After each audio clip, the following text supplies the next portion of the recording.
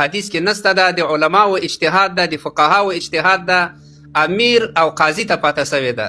یو سړی یو اشتباه کوي، غلطي کوي، دا نه حد ده، نه قصاص ده، نه کفاره ورباندې سته ده، بس یو تعزیر د قاضي ورته ټاکي چې تا دغه جرم کړی، دا سزا دې کړې، یا دې جریمه کوم، یا د وروره تنبیه درته کوم، راغواړم دې په ډېر یو هغه شکل سره محکمې ته درته وایم چې دا کار به بل وار نه کوې، یا درته همداسې یو اخطار در کوم چې که دغه کار بل وارې وکړو نو بیا به ته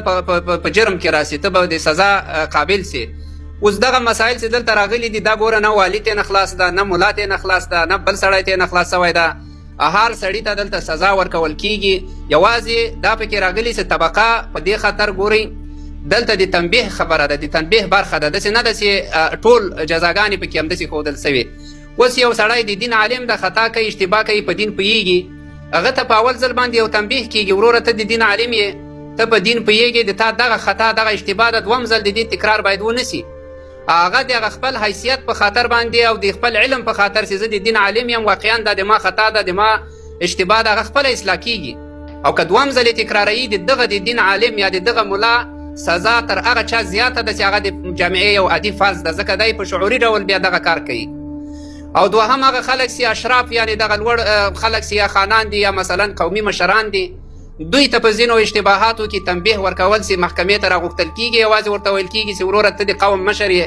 د تا اشتباه غلطي د ټول قوم لپاره یو معیار جوړیږي، یو الهام جوړیږي، ځکه هغه وایي چې د قوم مشر مې دا کار کوي، نو دغه لاندې طبقه خو ټول بیا هم دغه کار کوي، نو ته دغه کار مه کوه. موږ تا اوس د دې لپاره تا ته تعذیر نه درکوو چې ته یو حیثیت او یو شخصیت په دې قوم په دې خپله جامعه کې لرې. نو اسلام د چا ذلیلېدل نه غواړي چې یو څوک ذلیل سي، بلکې اسلام خلکو ته عدالت ورکوي، داسې سزا چې هغه د سزا وړي. نو که دا یې دوم ځل تکراروي، بیا دا داسې نه ده چې د ده لپاره به دوم ځل هم همداسې چې هره ورځ به راغوښتل کېږي او بېرته به ورته ویل کېږي چې ځه کور ته لاړ شه، نه، بیا دی په سزا او په جرم کې راځي. او پاته سوه عادي خلکو، د عادي خلکو لپاره هم داسې نه ده چې خامخا به هغوی وهل کېږي او ټکول کېږي به او محبس ته به وړل کېږي. هغه په دې خاطر چې عادي خلک داسې دي، کله کله په خبره باندې هغوی نه عملي کوي، ورته ویل کېږي چې دا کار مه کوه، ځوانان دي مثلا، بیا یې تکراروي، بیا یې تکراروي. نو د هغوی لپاره یې مجازات دا فقې راخیستې دي، یعنې څلورو مذاهبو راخیستې دي چې د هغوی لپاره به سزا یو څه سخته وي، په دې خاطر چې هغه کله کله داسې نه چې همیشه، کله ناکله هغه په تنبیه باندې نه کېږي، نه اصلاح کېږي مثلا. نو د هغوی لپاره به بیا یو داسې شی چې هغوی وډار سي، هغوی وویرېږي چې آینده کې زه دغه کار نه کوم. نو دغه کار پاچا صاحب هېڅکله داسې شی نسته پکې چې امارت اسلامي د خپلو افرادو لپاره یو شی راوړي دي چې هغوی ته براعت ورکړي، نه، هېڅکله نسته. او یا داسې شی راوړي چې خدای ناخواسته د ملت لپاره د ظلم یو قانون وي، نه، د ملت لپاره د عدالت قانون ده. اوس زه درته یو ذکر کوم پاچا صاحب چې د چا وخت ونه نیسم. ګورئ دلته په دې قانون کې یو راغلی دی چې که څوک یو خپل پلار ته کنځل کوي، خپل پلار په تنګ کوي، حتی ځینې خلک خپل پلار وهي او دلته عارض کېږي، نو دا سړی به تعذیر کېږي، به دې سړي ته به مجازات ورکول کېږي. نو اوس مخکې په افغانستان کې داسې یو لیکلی قانون چېرته و، داسې یو شی چېرته و چې پلار ته وبه،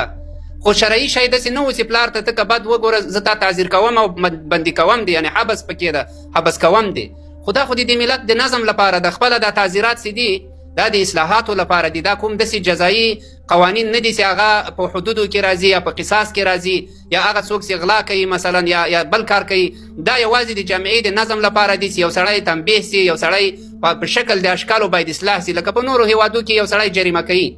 مثلا هغه داسې یو شی بولي، وایي دا زه اوس بندي کوم، نه، تر دې بندي کېدای دا جریمه ښه ده چې زه جریمه کړم. خو اسلام په دغه برخه کې دې جریمو ته ډېر هغه نه ورکوي، حیثیت نه ورکوي، چې په ځکه له مالي جریمې سره کله کله داسې وي چې ډېرو هغه ته زیان رسېږي، کورنۍ ته، فامیل ته، یا دا سړی مجبوره سي خدای ناخواسته پیسې نه لري، غلا به راوکوي، یعنې دا جرم به 2-3 چنده اضافه سي، دی به توان نه لري. نو اسلام دا هغه کلي چې دا باید دې لپاره که ډېر جرم یې سخت باید حبس سي، مثلا یوه میاشت، یوه هفته، یا داسې لنډ وخت، داسې نه چې دا به د ډېر وخت وي. نو دغه قوانینو کې یو داسې قانون نسته، د طبقه بندي د دې لپاره نه ده سوې چې څوک تر چا بهتر ګڼل سوي دي، چې مثلا علما صحیح ده، علما په خپل شان کې بهتر دي، دا خو الله ویلي دي چې هل یستوي الذین یعلمون والذین لا یعلمون، یعنې دا برابر نه دي، خو بیا د دوی جرم هم برابر نه ده. اوس یو عالم ته که اول ځل تنبیه کېږي، که دوم ځل دی هغه جرم کوي، دا بیا تر عادي فرد ډېر مجازات کېږي، د ده جزا زیاتېږي، ځکه دی پوهېږي د دین عالم ده. همدغسې که په قوم کې یو مشر ده، د ده خطا یوازې د خپل ځان خطا نه ده، که فردي خطا یې ده ته تنبیه کېږي. مثلا یو سړی ده د قوم مشر د خپله یو خطا کوي، داسې نه چې نور خلک ورسره مبتلا کېږي، ده ته تنبیه کېږي چې وروره دغه کار مه کوه، ځکه د تا خطا د نورو خلکو لپاره الهام کیږي، نور ځوانان له ته ځکه ته مشر یې، خو که دی دا خطا خو بار بار کوي بیا ده ته دا سزا ډبل کیږي او دی له دې سزا نه خلاصیږي. نه دلته عادي فرد نه بل ټولو ته یو شان سزا ده. یوازې طبقه بندي په دې سوې ده چې په ځینو مسایلو کې عالم د خپل حیثیت لپاره کیدای شي چې په تنبیه یا په دې چې ته دا کار مه کوه اصلاح سي، یا مثلا خان ملک په جامعه کې یو حیثیت لري له ډېر ډاره چې ما زه بې حیثیته کېږم بې عزته کېږم که راکش مې کړي نو زه به د خپل ځان اصلاح کړم، هغه ته صرف تنبیه ویل کېږي. یو عادي خلک دی، عادي خلک کېدای شي خبره ونه مني، هغه ته به هم خبره کېږي، داسې نه ده چې بس ډایرکټ به رانیول کېږي او وهل کېږي به یا به هغه یې ټول هلته ذکر کړي دي. مننه.